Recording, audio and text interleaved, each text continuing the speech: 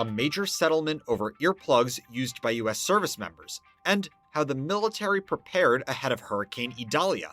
All of that and more today, August 30th, 2023. Good morning, Early Birds. I'm Jonathan Lehrfeld, and this is the Early Bird Brief, produced by Defense News and Military Times. The Navy evacuated ships and aircraft based in Florida ahead of Hurricane Idalia. Forecasters expected the storm could intensify to a Category 3 overnight before making landfall in Florida today. At a White House briefing, FEMA Administrator Deanne Criswell said she and President Biden have spoken with Florida Governor Ron DeSantis and are assisting with the hurricane help. FEMA and the entire federal family are activated to support the people of Florida. The president also quickly approved an emergency declaration in advance of the storm in Florida, turning on the many tools that are available at my disposal to provide the governor any support or resources he may need in advance of landfall and then after. The Navy said it started moving ships from Naval Station Mayport on Monday. The service also said steps would be taken to protect ships remaining in port and aircraft that were not evacuated. A spokesperson said the measures are precautionary and designed to minimize the risk of damage. Also this week, the commander of MacDill Air Force Base in Tampa ordered a mandatory evacuation of families and non-essential staff ahead of the storm's anticipated landfall. The installation is home to U.S. Central Command and U.S. Special Operations Command. Veterans Affairs officials also moved some patients out of potential impact areas. Some VA clinics are also closed until after the storm moves through. The agency also sent warnings to other veterans about the potential of the storm's impact on VA services in the coming days. VA Secretary Dennis McDonough urged veterans in the area to follow orders of local leaders and to stay in touch with the VA to make sure their medical care and benefits are not disrupted. Southwest Florida is still recovering from Hurricane Ian in 2022. Ian was responsible for almost 150 deaths and damaged tens of thousands of structures. Another important story, chemical and consumer product manufacturer 3M agreed to pay $6 billion to settle numerous lawsuits surrounding some of its earplugs. U.S. service members filed the lawsuits, saying they experienced hearing loss or other serious injuries after using faulty earplugs made by the company. The settlement consists of $5 billion in cash and $1 billion in 3M stock. It will be made in payments that will run through 2029. The agreement, announced yesterday, marks a resolution to one of the largest mass torts in U.S. history. Hundreds of thousands of veterans and current service members have reportedly sued 3M and Aero Technologies over their combat arms earplug products. 3M acquired Aero Technologies in 2008. The products were intended to protect ears from close-range firearms and other loud noises. But according to one of the law firms representing plaintiffs, the service members alleged that a defective design allowed them to loosen slightly and allowed hearing damage.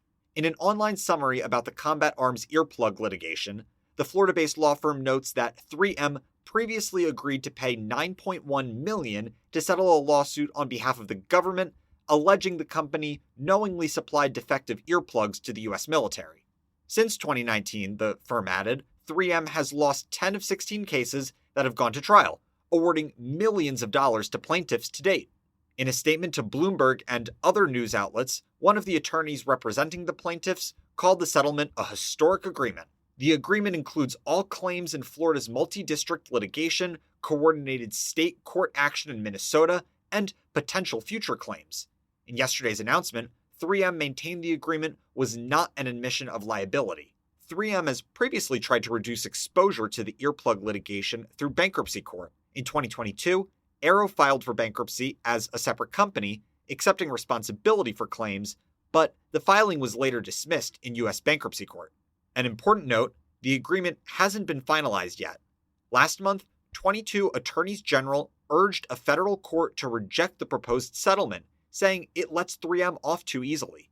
Beyond the earplug litigation, 3M in June agreed to pay at least $10.3 billion to settle lawsuits over contamination of many U.S. public drinking water systems with potentially harmful compounds.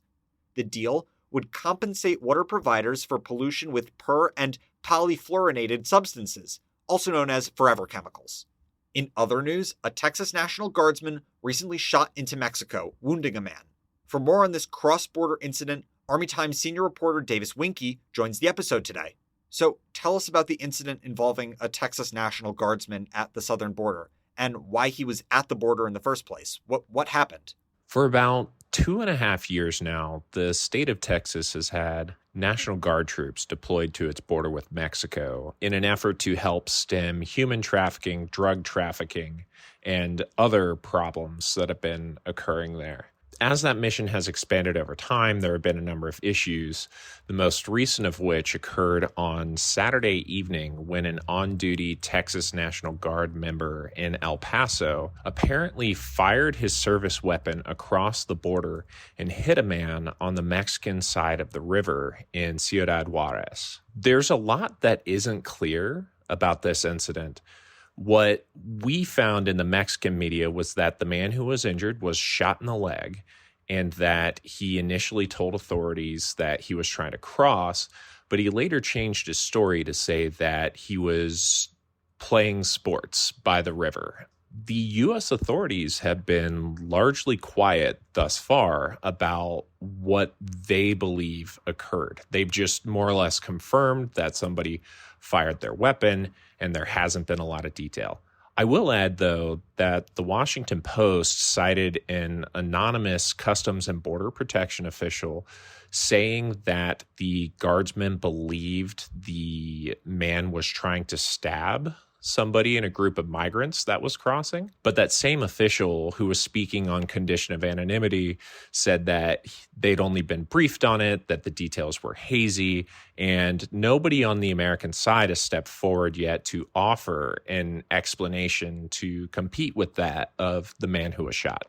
Have Mexican officials responded at all over the incident? It very well could be an international incident. It's one of those things that folks who have been watching this border mission, which is being done under state authority rather than federal authority, folks who have been watching it have warned that this could be something that would happen, a potential international incident or a use of force crossing the border. And here we are. The Dallas Morning News reported that Mexico's top diplomat has requested a full investigation by the Texas Department of Public Safety into this incident. What I will add, though, is Texas DPS, whose investigative arm is the Texas Rangers, is not an independent party here. The entirety of Operation Lone Star is being done as a joint mission between Texas DPS and the Texas National Guard. DPS has handled investigations into other shootings by Texas Guardsmen over the past couple of years, and there have been competing narratives of how they occurred. And although the Mexicans want to see this investigation, I think there's reason to keep a close eye on it as more details start to emerge. This isn't the first time that Texas Governor Greg Abbott has come under scrutiny for Operation Lone Star. Could you tell us what exactly he has been scrutinized for and what his response has been?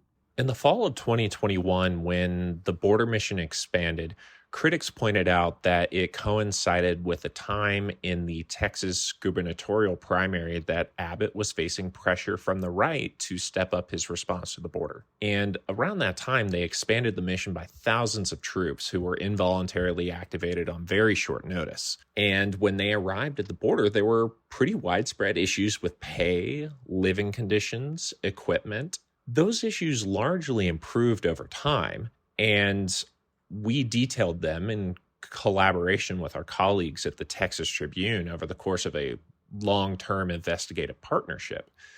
But they haven't completely gone away. And we keep running into new or related problems or even recurring problems with the border mission that unavoidably stem from the fact that these are guardsmen on state orders under state authority along a border that is primarily patrolled by the federal government on a day-to-day basis. And Abbott has faced criticism for that. And Abbott's administration has been sued by the Justice Department for some of its efforts that it's done as part of this border mission. Even last spring, Abbott and his administration had to remove top generals in the Texas military department in March of 2022 amid the criticism of the way the mission was designed and executed. So it's just the latest headline in what has been a seeming parade of tough press for the state of Texas on this mission. Thanks, Davis. If you liked our conversation today, please like and rate us wherever you get your podcasts. Also, be sure to listen on Tuesday. Davis will join us again to discuss an 18-month investigation with the Texas Tribune. That revealed how a group of intelligence officers from the Texas National Guard allegedly mishandled classified information and used WhatsApp to spy on migrants in Mexico. Also on the radar for today, a new think tank report found that Air Force eligibility rules are disproportionately keeping Black and Hispanic Americans out of uniform. The department's eligibility requirements are designed to allow America's finest and fittest youth into the military. The federally funded think tank RAND Corp published the paper earlier this month. It adds to a growing body of research on diversity in the military. RAND researchers found that even as the Pentagon looks to boost recruitment and increase equity within its ranks, the Air Force's rules for entry could hobble those efforts. Researchers said Black men comprise 7% of the enlistment age population. That's individuals 17 to 39 years old. But only 3.6% of them are otherwise eligible to join the Air Force. And while that age range includes 12% of Hispanic men, just 7% of them meet the department's other standards for health, education, citizenship, criminal records, tattoos, and more. Similar trends hold for the opposite sex. Black women comprise 7% of Americans who are old enough to join the Air Force, but less than 5% are otherwise eligible to enlist. Hispanic women make up more than 10% of the age-eligible pool of prospective enlistees, but that falls to 8% when considering other eligibility requirements. Similar disparities affect Black and Hispanic Americans looking to join the officer corps, which requires a college degree and skews more white and more male than on the enlisted side. According to RAND, the biggest hurdle to enlistment for those demographics are the Air Force's education and testing requirements. The Air Force has tweaked some recruitment rules to cast a wider net, such as allowing people to join with higher body fat percentages and some hand and neck tattoos. It can also issue waivers to prospects who fail to meet certain standards and help prospective airmen study before they take their entrance tests. When Air Force data is compared to U.S. Census information, there is a slightly higher percentage of Black people in active duty with the Air Force and Space Forces than in the overall population. But the same sets of data show that Hispanics or Latinos are slightly underrepresented in the active duty Air and Space Forces.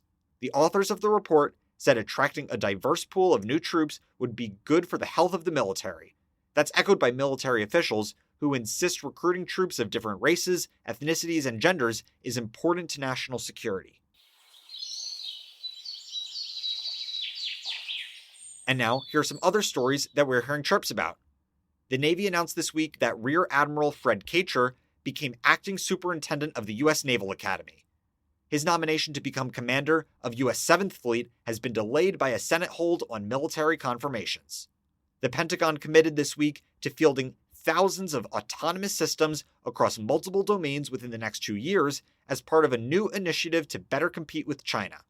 And the Russian mercenary leader Yevgeny Prigozhin was remembered at a private burial yesterday.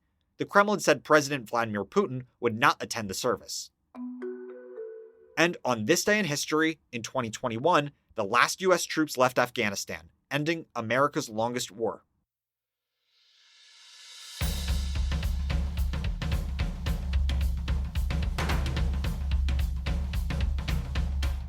That's it for us this morning. To get more of the top stories and breaking news, go to defensenews.com/EBB to subscribe to the Early Bird Brief newsletter. Please give us a like, rating, and a comment wherever you get your podcasts, and be sure to follow us on social media @Defense_News and @Military Times. The Early Bird Brief is hosted by me, Jonathan Lehrfeld, and produced by Zimone Z. Perez. Today's episode features stories by Diana Stancy, Leo Shane III, The Associated Press, Davis Winke, The Texas Tribune, and Jaime Moore Carrillo. Our editor-in-chief is Mike Bruce. Have a great day.